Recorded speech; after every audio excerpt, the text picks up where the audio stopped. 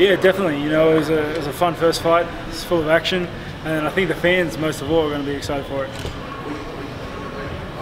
Opposed to fighting safer, since you have to take a couple advantages, and maybe not, it may not be as entertaining, but it'd be an easy way to get your game range and about that action. As far as I'm concerned, I have 25 minutes to finish this guy, and I have a very good feeling about it. Were you surprised that he finished Luke Rockhold, or were you expecting that heading into that fight? I don't think anyone is really surprised when Yoel Romero hits them and their opponent falls, really.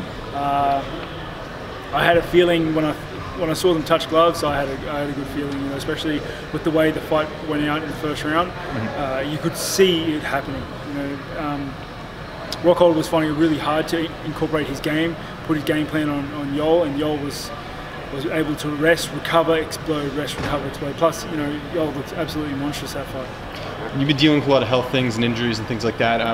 It's been a while since we've seen you in the cage. Where do you feel like you've sort of improved in the gym? And is there any particular area you feel like you've improved? I've improved across the board. I really have. You know, I think I'm at an age and I have the right team around me where I'm constantly focusing on skill gaps, and that's my mentality. As whether I was the champ, whether I was a contender, when I was just fighting up the ranks, it's all about just increasing skill gaps. And I truly believe I've covered a lot of distance in this year off, and you're going to like see a new Robert Whittaker come fight night. What you know about being on that stage, but you know that was a weird week, and I got elevated, kind of like this week, but it wasn't as crazy that y'all got elevated until the last minute. So this time, you know, you're going to be the champ, you're going to be main event. Is there any mindset change or anything? Not at all. You know, the essence of fighting is always the same. I'm going to go in there and just give it my absolute everything. You know, it's going to require that. I'm going to go to war with Yoel Romero. He's a tough guy, and I'm going to try and stack all the chips in my favour. You know, many weeks before that. Would you actually share an octagon with them? You think it'd be a lot easier to prepare because you know what not to do and what to do, or you think it's going to be harder because he knows you just as well? Yeah, Yoel Romero is like a seasoned wrestler of the highest caliber. He's no stranger to competition, and if I don't give him every bit of attention that I can, every bit of attention to detail in my training, in my preparation, that's where I'll lose. Does it mean you seem like you're motivated by this? Kind of prove that like you're the real deal, you're the champ, like there's no questions. I'm motivated by every fight.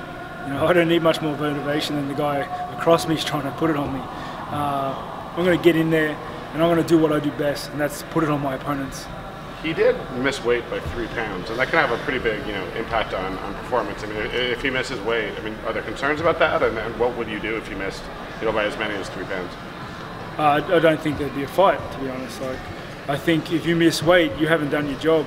To be fair, that's nothing on him. That's my personal opinion on the whole mixed martial arts and weight cutting. Is that half your job is to make weight.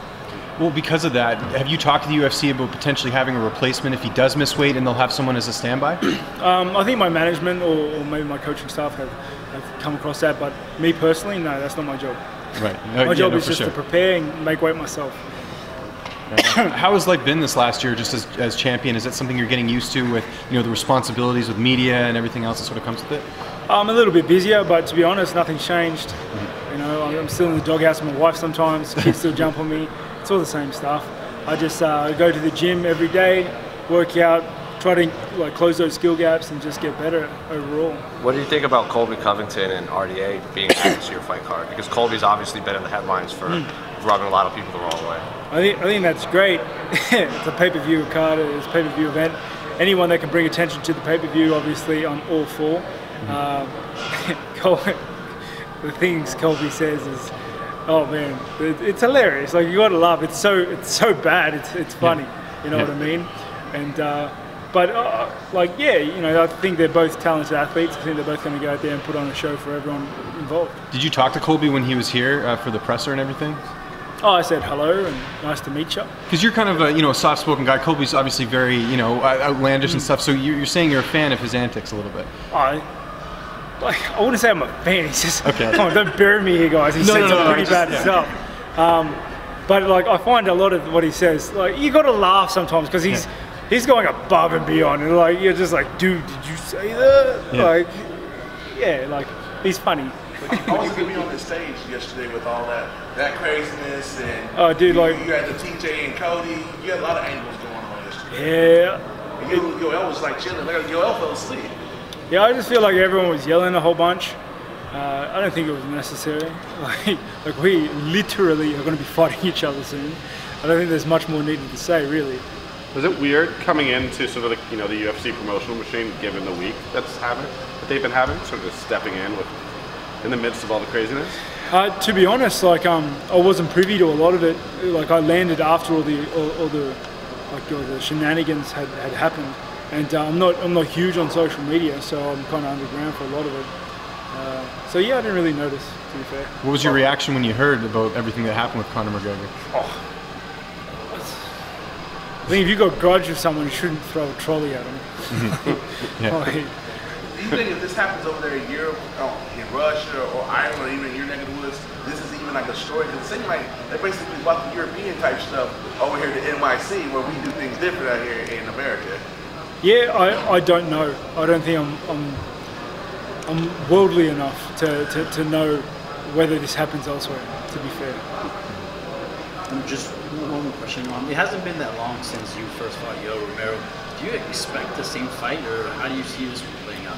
Yeah, I thought he fought me pretty well the first time, but I think me and him are in very different stages of our life. I think he's wrapping things up, and I'm only just starting to work things out. So I don't think there's much room in his arsenal for change. And obviously, I'm a young fighter still, just coming up, fighting my own still. You say he's wrapping up, his career. Do you think this fight, this time around, will be easier than the first one? Definitely not. I think this fight is 50-50. He hits like a truck. He's got the best wrestling probably in MMA. It's 50-50. It always is when you step in that octagon.